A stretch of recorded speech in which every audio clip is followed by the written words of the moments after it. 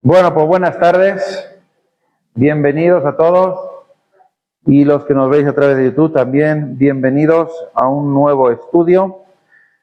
Estamos en Romanos capítulo 11 y versículos del 23,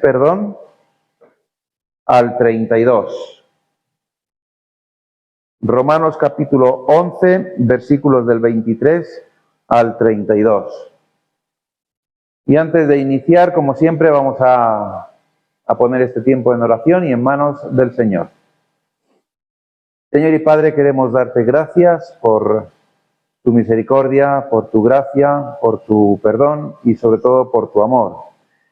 Que todo eso es lo que hace posible que en esta tarde estemos aquí reunidos para poder escudriñar tu palabra, para poder aprender de ella, para poder fortalecernos en ella y edificarnos en ella. Pedimos tu bendición, pedimos también tu dirección y que todo sea para tu gloria y para tu honra y sobre todo también para nuestra edificación en ti. Gracias en el nombre de tu Hijo Jesús. Amén. Bien, pues estamos en Romanos capítulo 11, versículo 23 hasta el 32, que dice así: Y aun ellos, si no permanecieren en incredulidad, serán injertados, pues poderoso es Dios para volverlos a injertar. Porque si tú fuiste cortado del que por naturaleza es olivo silvestre, y contra naturaleza fuiste injertado en el buen olivo, ¿cuánto más estos que son las ramas naturales serán injertados en su propio olivo? Porque no quiero, hermanos, que ignoréis este misterio, para que no seáis arrogantes en cuanto a vosotros mismos, que ha acontecido a Israel endurecimiento en parte, hasta que haya entrado la plenitud de los gentiles, y luego todo Israel será salvo, como está escrito: vendrá de Sión el libertador, que apartará de Jacob la impiedad. Y este será mi pacto con ellos, cuando yo quite sus pecados. Así que en cuanto al Evangelio, son enemigos por causa de vosotros, pero en cuanto a la elección, son amados por causa de los padres. Porque irrevocables son los dones y el llamamiento de Dios, pues como vosotros también en otro tiempo erais desobedientes a Dios, pero ahora habéis alcanzado misericordia por la desobediencia de ellos, así también estos ahora han sido desobedientes, para que por la misericordia concedida a vosotros, ellos también alcancen misericordia.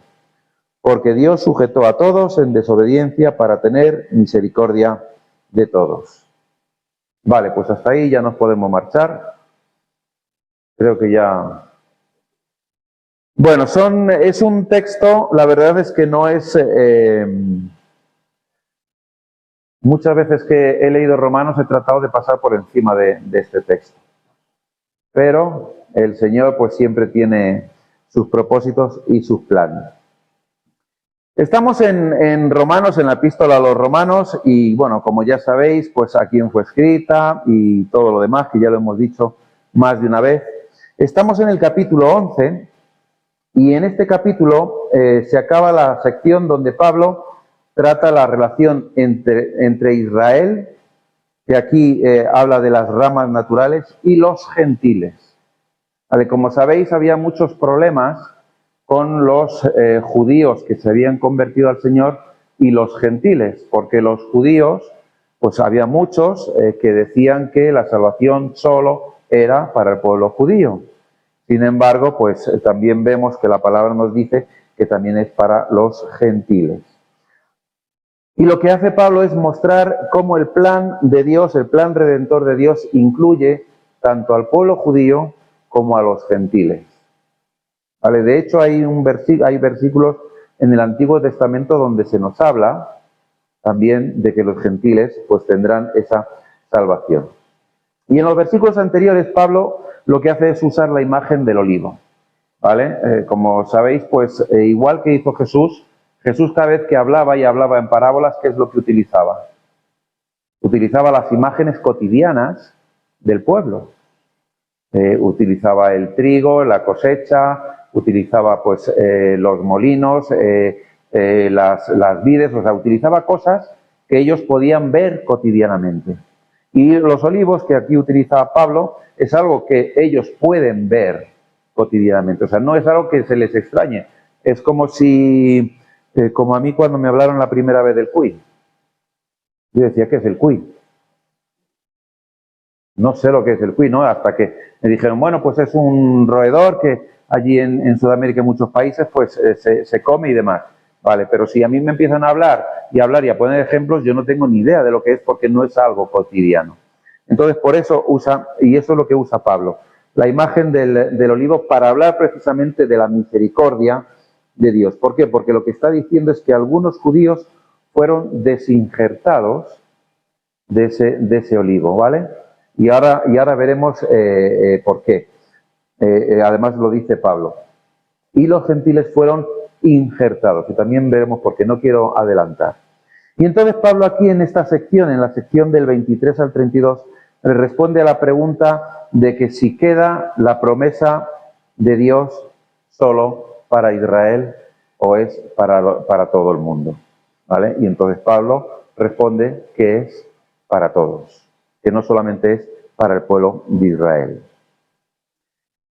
Y lo que también habla aquí Pablo, desarrolla pues también esa idea de que hay una parte que es responsabilidad humana, responsabilidad nuestra, que es la continuación en la fe, y también la misericordia, la soberanía de Dios. Todos sabemos que Dios es soberano y que hace las cosas como Él quiere, porque Él quiere, cuando Él quiere y donde Él quiere. ¿Vale? Nadie puede imponerle cómo hacer las cosas. Por mucho que muchos quieran imponer, nadie puede imponerle cómo hacer las cosas. Sí podemos pedirle que obre en ciertas cosas, pero no imponerle que Él haga las cosas. Y entonces Pablo habla de eso, habla de la responsabilidad humana y de la misericordia soberana de Dios, que al final es la sabiduría de Dios. Y dice el versículo 23, nos dice, y aún ellos, si no permanecieran en incredulidad, serán injertados, pues poderoso es Dios para volverlos a injertar. ¿A quién tiene que volver a injertar? A los que están desinjertados, que son los judíos. ¿Pero por qué? Si era el pueblo elegido de Dios, ¿no fue el pueblo elegido por Dios? Sin embargo, ¿qué ocurrió? No creyeron a Dios en cuanto a Cristo, en cuanto a Jesús. De hecho, si estudiamos toda la historia del pueblo de Israel, vemos como una y otra vez el pueblo no tiene la confianza necesaria que tenían que tener en Dios. Por eso estuvieron 40 años dando vueltas por el desierto. ¿Podían haber acortado el camino? Muchísimo más.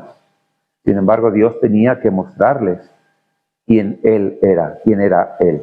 Y entonces lo que está aquí diciendo es que esos desinjertados, el problema que tenían es que no tenían esa fe y perseveraban en esa incredulidad.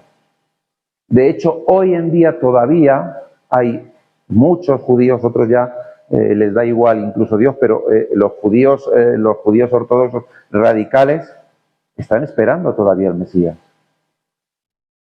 Siguen sin creer que Jesucristo sea el Hijo de Dios, el Mesías. Y siguen en esa incredulidad. Y entonces Pablo lo que dice es que aquí dice, y aun ellos, si no permanecieren en incredulidad, serán injertados. O sea, si vuelven a la fe, pueden volver a ser injertados en ese olivo. Ese olivo es la salvación. Pues pueden volver a tener esa salvación. ¿Por qué? Porque Dios sigue dando esa oportunidad. De hecho, cada día que una persona no creyente se levanta es una nueva oportunidad que Dios da para que se convierta a Él. Pero claro, también tiene que haber alguien que le hable de Dios, ¿no? Y lo que está aquí diciendo Pablo es que hay una esperanza de restauración para esos desinjertados, si no permanecen en esa incredulidad. Y lo que hace Pablo en los versículos del 28 al 29, hace una distinción de la relación actual entre Israel, que son enemigos por causa de vosotros, ahora desarrollaremos un poco más eso, ¿vale? Y los dones y el llamamiento que dice que son irrevocables. Y hay una relación ahí, ¿vale? Hay una distinción en esa relación actual. Y luego los versículos 30 al 32, lo que está hablando es que los gentiles estaban antes en desobediencia y han alcanzado misericordia. Israel fue endurecido. ¿Y qué es lo que dice Dios? Que Dios ha encerrado a todos en desobediencia para mostrar misericordia a todos. Un plan que culmina en Cristo. Un plan que termina en el sacrificio de Cristo. ¿Vale? Para que todos nos podamos volver a Cristo, para que todos podamos creer en el Hijo de Dios. Ahora, versículo 23. Lo que está diciendo es, si no permanecen en incredulidad, serán injertados. Y lo que está aquí diciendo Pablo es que esa, voy a inventar una palabra, a lo mejor no existe, reinjertación, no sé si existirá, ya la he inventado, pero esa reinjertación es posible, puede ser posible. ¿Cómo? Si no permanecen en la incredulidad. Pero no solamente para el pueblo judío, aquí está hablando para el pueblo judío, pero nosotros, hoy en día, cuando nosotros presentamos el Evangelio a las personas, se lo presentamos a muchos que son incrédulos. ¿Y Dios puede salvarlos? Claro, si no permanecen en esa incredulidad. Si se vuelven al Señor y dicen, creo en el Señor Jesús como mi único y verdadero Salvador, y quiero seguir el camino de Dios. Si no permanecen en incredulidad, serán injertados. Ahora, esto no tiene nada que ver con los méritos del hombre. Hablo del hombre en general, ¿vale? Hombre y mujer. No tiene que ver ni con los méritos, ni con las obras, ni con lo que pueda hacer el hombre. Esto es algo solo y exclusivo de Dios. Dios es el que da la salvación. La da porque Él quiere. La da por esa fe en su Hijo. Pero no por lo que yo pueda hacer. No porque yo pueda decir, bueno, me ha tocado la primitiva 157 millones de euros para que el Señor me dé salvación. ¿Voy a comprar el local de la calle La Huerta? No. Voy a comprar 4 locales como ese para la iglesia. Eso no me va a dar salvación. El Señor va a decir, muy bien, gracias, pero eso no te da la salvación. Has quitado un problema a la iglesia de la calle La Cuesta, que no tenía local, pero eso no te da la salvación. Gracias. Y eso es así, ¿no? Entonces, no hay nada que podamos hacer. Hay parte de una responsabilidad nuestra, ¿no? Que es ese permanecer en la fe, ese dejar la incredulidad. Y entonces, cuando dejamos la incredulidad, viene la misericordia del Señor. Y el Señor dice, vale, ahora has creído en mi Hijo como tu único Señor y Salvador, pasas a ser parte de mi familia. Pasas a ser mi hijo, pasas a estar injertado en ese olivo, en ese olivo que es la salvación. Pero esto no quiere decir que sea algo, para los judíos pueden pensar, bueno, pues entonces no nos vamos a salvar ninguno. No es una esperanza. Porque si tú te vuelves, si tú dejas esa incredulidad, hay esperanza de salvación. No porque cumplas todos los mandamientos a rajatabla, te vas a salvar, sino por la fe en Cristo. Porque tenemos que tener en cuenta una cosa, la Biblia, la palabra de Dios es cristocéntrica. El centro es Cristo y la obra de Cristo. Y no hay nada más. Y porque todo apunta a ello. Desde Génesis 1.1 hasta Apocalipsis 22, creo, sí, 21, 22. Bueno, hasta el último versículo de Apocalipsis, 22, 21, todo apunta a Cristo. Todo. Y ese es el plan de Dios, que el centro sea Cristo. Ese olivo que es la salvación es Cristo, es una representación de Cristo donde somos injertados por medio de esa fe. Y entonces hay una esperanza para el pueblo judío. Ahora, también lo que está diciendo es que esto no tiene que ver con la autosuficiencia del pueblo judío. No tiene nada que ver con eso. ¿Por qué? Porque eso es por obra solo de Cristo. Somos salvos por medio de su obra. Si Jesús, si Cristo no hubiese muerto en la cruz, no habría salvación ninguna. No, porque no podríamos hacer nada para poder ser salvos. Ahora Pablo sigue diciendo, versículo 24, porque si tú fuiste cortado del que por naturaleza es olivo silvestre y contra naturaleza fuiste injertado en el buen olivo, cuánto más estos que son las ramas naturales serán injertados en su propio olivo.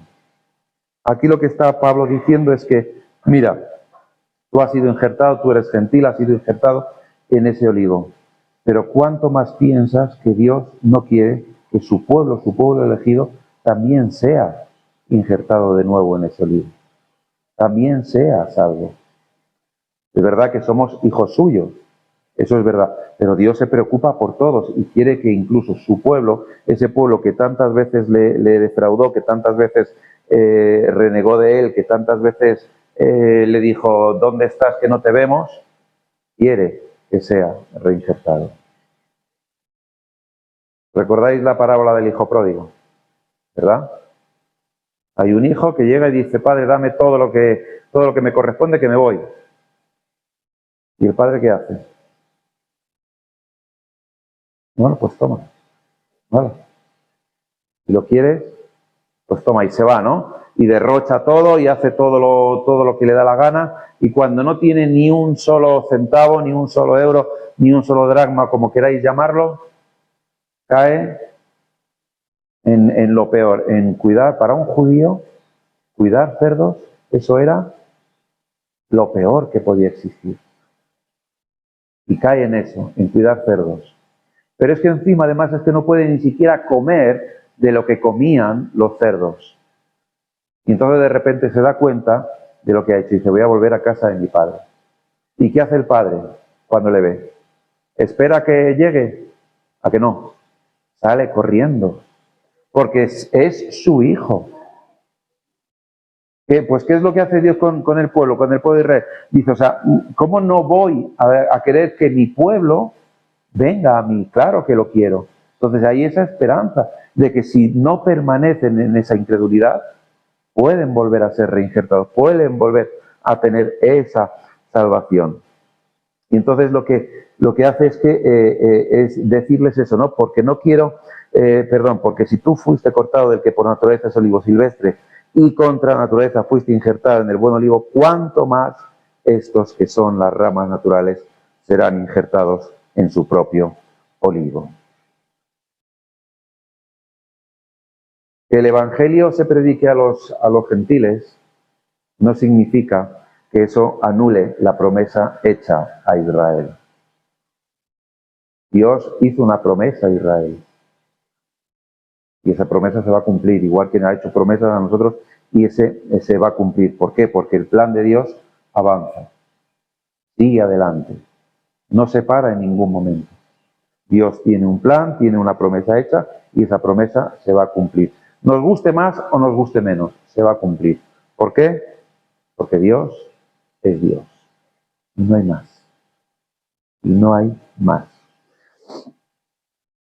Pero dice en el versículo 25, dice, pero porque no quiero, hermanos, que ignoréis este misterio, para que no seáis arrogantes en cuanto a vosotros mismos, que ha acontecido a todo Israel endurecimiento en parte hasta que haya entrado la plenitud de los gentiles. Pablo de aquí lo que está diciendo es lo siguiente: no podéis ser arrogantes. Dios os ha dado salvación, sí. ¿Estos están en incredulidad y no tienen salvación? Sí, pero no sois más que ellos. No os creáis más que ellos. Y ese es el problema que tenían los fariseos y los sacerdotes. Se creían más que nadie porque ellos tenían la ley, tenían la palabra de Dios y eran los únicos que podían interpretar la palabra de Dios. No sé si esto os recuerda algo hoy en día. ¿Sí? ¿No? Hay unos que dicen que no, yo soy único y exclusivo para interpretar la ley de Dios. Nadie más puede hacerlo. Pero esto no es de ahora, sino que antiguamente la Santa Inquisición, ¿sabéis lo que hacía? Perseguía, no por tener una Biblia, sino incluso aquellos que tenían una porción de la Biblia, los perseguía y los llamaba herejes, porque nadie podía interpretar la palabra de Dios a no ser que fueran ellos. Eso es arrogancia. Porque la revelación de Dios, ¿qué es? ¿Para unos pocos o para todos? Para todos. Por lo tanto, aquí lo que les dice es, mirad, que no seáis arrogantes, que no penséis que sois mejores que ellos, porque habéis alcanzado esa salvación, porque Dios os la ha dado. No, porque quien os la ha dado ha sido Dios. Vosotros no la habéis alcanzado. Dios os la ha dado. No es obra vuestra, es obra de Cristo. Entonces, no hay por qué ser arrogantes. Y sigue diciendo, versículo 26, luego todo Israel será salvo como está escrito.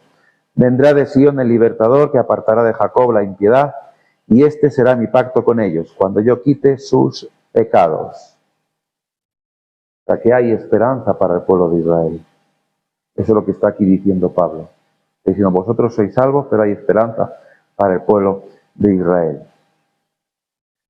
Versículo 28, así que en cuanto al Evangelio, son enemigos por causa de vosotros, pero en cuanto a la elección, son amados por causa de los padres.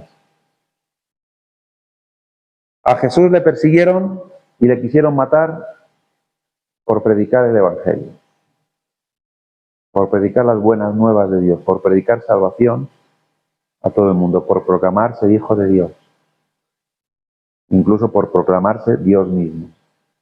Y eso va en contra de todo el concepto que tienen los judíos, porque no puede haber más Dios, que Jehová, que el Señor, Adonai.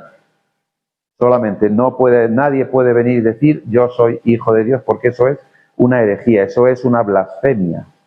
Para ellos era impensable que eso ocurriera. Sin embargo, Jesús se declara hijo de Dios. El nombre que Dios le da a Moisés allí en el monte Sinaí, ¿cuál fue? Cuando le pregunté, ¿quién digo que me envía? ¿Qué le dijo Dios? Yo soy el que soy. Vale. Yo soy, quedaros con eso. Cuando detienen a Jesús, y Jesús pregunta a quién buscáis, ¿qué le dicen? A Jesús de Nazaret, ¿verdad? ¿Y qué dice Jesús? Yo soy. ¿Y qué ocurre? ¿Qué nos dice el relato? ¿Qué ocurre cuando Jesús dice yo soy? ¿Por qué? Porque estaba declarando que era Dios, el Hijo de Dios. Yo soy. Yo soy. Entonces, lo que es todo eso para los judíos es inconcebible. Y la predicación del Evangelio para los judíos es inconcebible porque no puede haber otra cosa fuera de la Torá, fuera de la ley, fuera de lo que ellos tienen como lo revelado por Dios, no puede haber nada. Entonces todo eso es, como dice también Pablo, ¿no? Que para todos estos es locura. Para ellos es locura. Y más un hombre muerto en una cruz. ¿Cómo va a ser un hombre que muere en la cruz, hijo de Dios? No puede ser.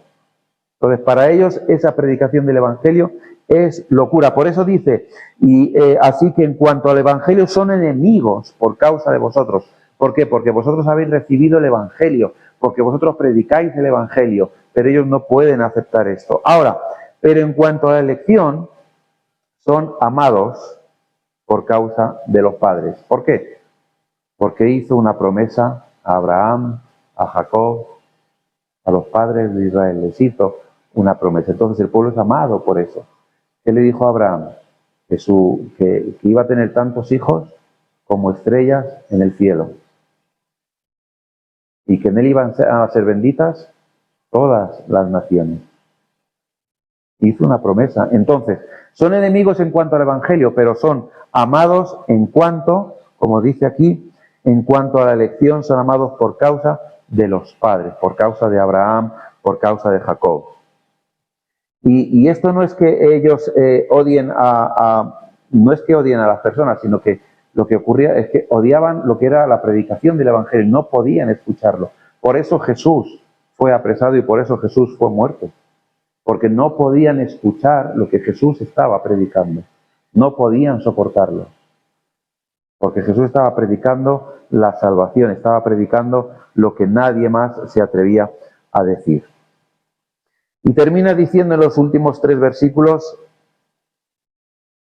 pues como vosotros también en otro tiempo erais desobedientes a Dios, pero ahora habéis alcanzado misericordia por la desobediencia de ellos, así también estos ahora han sido desobedientes para que por la misericordia concedida a vosotros, ellos también alcancen misericordia. Porque Dios sujetó a todos en desobediencia para tener misericordia de todos. Dios lo que hace es decir: mira, todos sois iguales.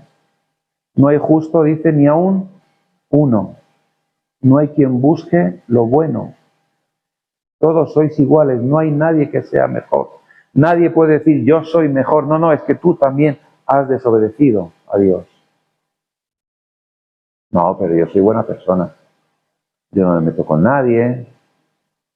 Yo no escupo a la gente por la calle. No los insulto. Pero tiene malos pensamientos. Hombre, de vez en cuando. Pues eso ya es desobediencia a Dios. ¿No has hecho alguna cosa por ahí? ¿No has robado? A ver, una vez un destornillador en un supermercado. Voy a robar, ¿no? ¿No has mentido? Pero son mentiras piadosas. No, no. La mentira es mentira. O sea, ya te has convertido en desobediente. Por lo tanto, no eres bueno. Y necesitas de la salvación de Dios, necesitas de esa misericordia de Dios para poder alcanzar la salvación. Porque por tus méritos no lo vas a alcanzar. Esto no significa que Dios cause el pecado, cuidado, ¿eh? Dios no causa el pecado. Dios no hace que pequemos. Santiago dice que Dios no tienta a nadie ni es tentado por nadie, sino que somos nosotros mismos, que por nuestra propia concupiscencia, pero no tiene nada que ver Dios en el pecado. Nosotros somos los que caemos. Ahora, lo que sí que hace Dios es permitir esa caída, permitir que caigamos en el pecado como un terreno donde manifestar su gracia redentora. Donde decir, a pesar de lo que has hecho, mi gracia está ahí para redimirte, para perdonarte. Pero siempre y cuando no permanezcas en incredulidad. Por lo tanto, lo que Pablo aquí está diciendo es que el pueblo de Israel tiene todavía salvación, pero no solamente es referencia al pueblo de Israel tiene salvación, sino que todo aquel que aún no ha conocido al Señor, que aún no ha creído en Él, tiene la esperanza de salvación, puede todavía ser salvo y puede ser injertado en el olivo, que es figura de Cristo, que es quien da salvación. Amén.